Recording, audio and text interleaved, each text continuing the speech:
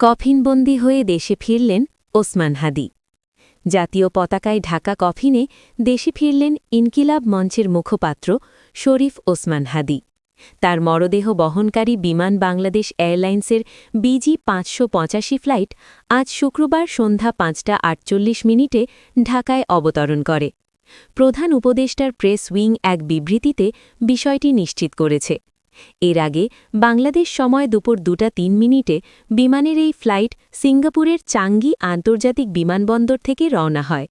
বৃহস্পতিবার রাত 9:45 Singapore general হাসপাতালে মারা যান ইনকিলাব মঞ্চের মুখপাত্র শরীফ ওসমান হাদি।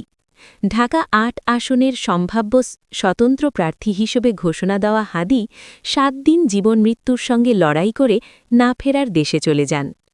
জুলাই গণঅভ্যুত্থানে লড়াকু যোদ্ধার মৃত্যুতে আগামীকাল শনিবার রাষ্ট্রীয় শোক ঘোষণা করেছে সরকার।